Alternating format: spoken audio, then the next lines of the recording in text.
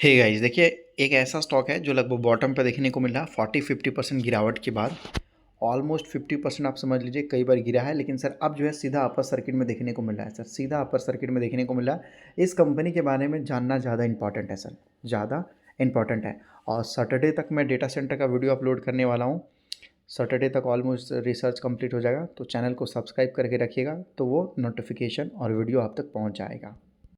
अभी जिस कंपनी के बारे में बात करने जा रहे हैं सर, ये आईटी सेक्टर की कंपनी है, आधे दामों पे देखने को मिल रहा है। ये रजिस्टर्ड है सर, सास कंपनी करके बोला जाता है सर इसको। रेगटेक बोला जाता है। इसका मतलब क्या है? Regulatory technology sir, regulatory technology इसको बोलते हैं। रेगटेक का मतलब क्या होता है? रेगुलेटरी टेक्नोलॉजी इसको बोला जाता है सर। इसके लिए कंपनी काम करती है।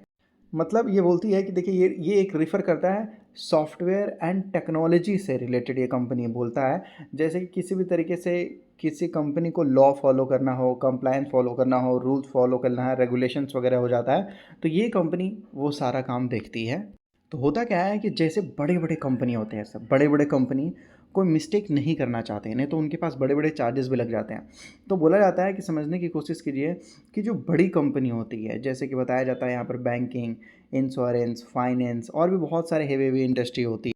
मतलब उसको मैनुअली चेक करना मुश्किल है sir. Instead of manually checking, अगर आप उसको मैनुअली चेक करोगे एक एक करके डॉक्यूमेंट्स, अभी सपोज मान लेते हैं sir SBI, state bank of India. State bank of India के अंदर अगर आप देखोगे, एग्जांपल जस्ट मैं आपको बता रहा हूँ, कितने सारे लोगों ने अपना अकाउंट ओपन करवा रखा है, इंश्योरेंस ले रखा है, लोन ले रखा है, ना जाने कितने सारे। अब सर सभी लोगों को मैनुअली चेक करना तो बहुत ज़्यादा टाइम लग जाएगा सर, बहुत ही ज़्यादा टाइम लग जाएगा। और पता नहीं सर मैनुअली चेक करने के बावजूद सही है या गलत है, क्योंकि सर लोग कभी कभी सही से चेक नहीं करेंगे। इस वजह से आपको बताया जाता है कि जो लीगल कंप्लायंस होता है यहाँ पर, वो सॉफ्टवेयर से, टेक्नोलॉजी से, ऑटोमेशन से चेक किया जाता है सर। जैसे एआई से, डेटा एनालिस्ट से चेक किया जाता है, वो सारा वो लोग करके देते हैं। इसको शॉर्ट में बोलते हैं सर सास करके, मतलब सॉफ्टवेयर एज ए सर्विस बोलते हैं सर इसको, सास को बोलते हैं सर। मतलब software run on the cloud, एक सॉफ्टवेयर होता है जो क्लाउड पे रन करता है, वो सारा डेटा ये लोग देखते हैं और चेक करते हैं sir. User don't install it, मतलब जो यूज़र है, जो मतलब सपोज मान लीजिए कि मेरा अकाउंट, एग्जाम्पल मान लीजिए मेरा अकाउंट एसबीआई में, तो ज़रूरी नहीं है कि मुझे इसको इंस्टॉल करना है या किसी तरीके से लॉगिन करना है, नहीं, वो लोग खुद कर देंगे सर, कंपनी वाले। वो लोग क्या करते हैं कि वेब ब्राउज़र के थ्रू सर वो लोग एक्सेस करते हैं सर, पेइंग और जितने भी लगभग ये सारी चीज़ें होती है सर, मंथली ईयरली, वो लोग सब वो लोग देख लेते हैं सर। यहाँ पर एग्जांपल देखोगे, गूगल होता है, वर्क स्पेस होता है, जूम होता है, और भी बहुत सारे होते हैं यहाँ। तो ये जो कंपनी काम करती है सर, देखिए ये बड़े बड़े कंपनियों के साथ काम करती है, जैसे एसबीआई का म्यूचुअल फंड एनएससी। अब सोचिए एनएससी, नेशनल स्टॉक एक्सचेंज को कितने सारे, इस कंपनी ने तो बोला था नेशनल स्टॉक एक्सचेंज ने कि एक दिन पे सर इस पर कई करोड़ या कई लाख जो है साइबर अटैक हुए थे, केवल एक दिन पे अंदर सर, सोचो। तो वही मैं आपको बोलता हूँ कि ये बड़े बड़े कंपनी होते हैं, इनको बड़े बड़े डेटा मैनेज करना होता है। एसपीपी आपको बताया जा रहा है यहाँ पर, बहुत सारे ऐसे कंपनी है सर। मिडवेस्ट एनर्जी आपको देखने को मिल रहा है सर, यहाँ पर नेल्को है या टेरा है, बहुत सारे ऐसे कंपनी हैं, ये बड़े बड़े कंपनी हैं जिनको ये सारी चीज़ों की ज़रूरत पड़ती है सर।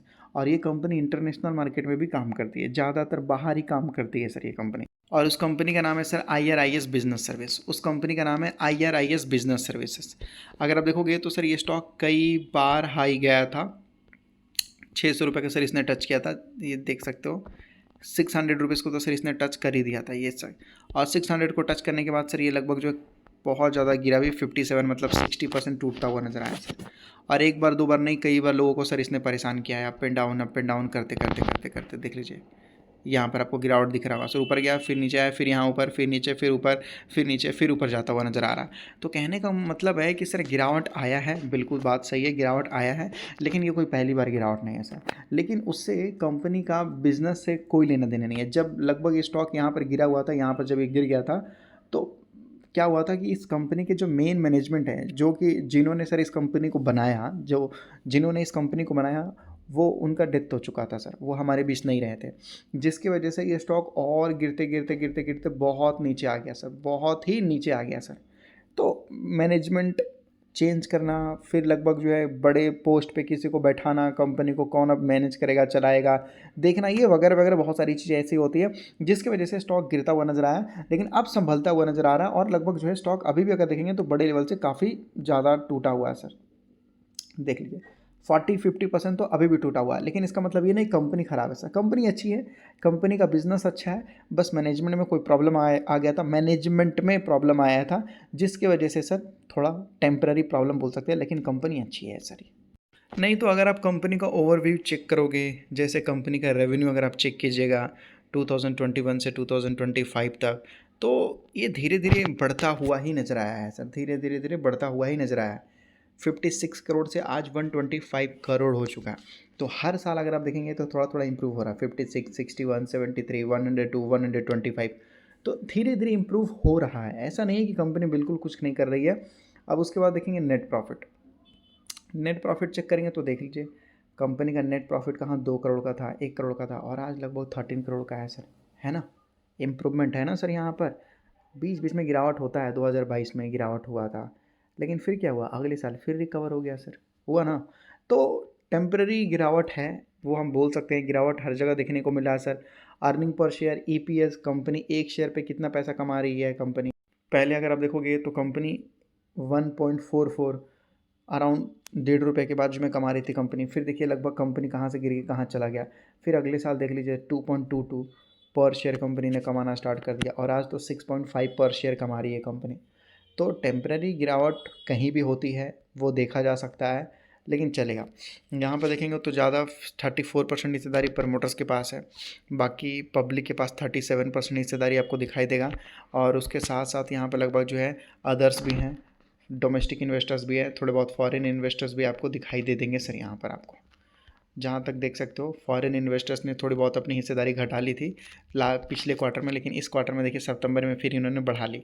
तो क्या ही बोल सकते हैं सर, फॉरेन इन्वेस्टर्स ने क्या किया, हाई पे बेच दिया, हाई पे बेच दिया फॉरेन इन्वेस्टर्स ने। जब स्टॉक हाई था, फिर स्टॉक जैसे 50% के आजू बाजू गिरा तो फॉरेन इन्वेस्टर्स फिर से वापस एंट्री ले लिए सर। देख लीजिए, आप खुद ही देख लीजिए सर, इन्होंने बेचा और फिर ले लिया। तो कहने का मतलब है कि फॉरेन इन्वेस्टर्स के पास टीम होती है, रिसर्च टीम होती है, इनके पास सब कुछ होता है सर। तो इनको पता है कब क्या खरीदना है। लेकिन हम लोग यहाँ से लॉन्ग टर्म इन्वेस्टर हैं, हम लोग लॉन्ग टर्म इन्वेस्टर हैं, हमें अच्छी चीज़ों को पकड़ के लंबे समय तक रखना है सर। टेम्परेरी बार बार खरीदना बेचना ये बड़े बड़े लोगों का काम है सर। लॉन्ग टर्म के लिए सब कुछ अच्छा रहता है। बाकी चैनल को सब्सक्राइब कर लीजिए, ताकि आने वाले दिनों में जो लेटेस्ट वीडियो है वो मैं आप लोगों तक पहुंचाता हुआ नजर आऊँगा। और चैनल को सब्सक्राइब कर लीजिएगा ताकि एक भी मौका ना छोड़ा जाए सर। और कोई अपडेट रहेगा तो मैं आपको आगे बताता रहूँगा सर, बिल्कुल बताता रहूँगा सर। मैं बीच में खुद ही परेशान था, एक चैनल पे प्रॉब्लम, दूसरा चैनल पे प्रॉब्लम, तीसरा चैनल पे प्रॉब्लम, चौथे चैनल पे भी प्रॉब्लम, मतलब इसलिए मैं आपको प्रॉपर तरीके से अपडेट नहीं दे पा रहा था। यहाँ पर मैं प्रॉपर तरीके से आपको अपडेट देने की कोशिश करूँगा। आप साथ में जुड़े रहिए और उन तक चैनल को शेयर कीजिए जो लोग नए हैं या फिर फाइनेंशियल नॉलेज लेना चाहते हैं मार्केट में।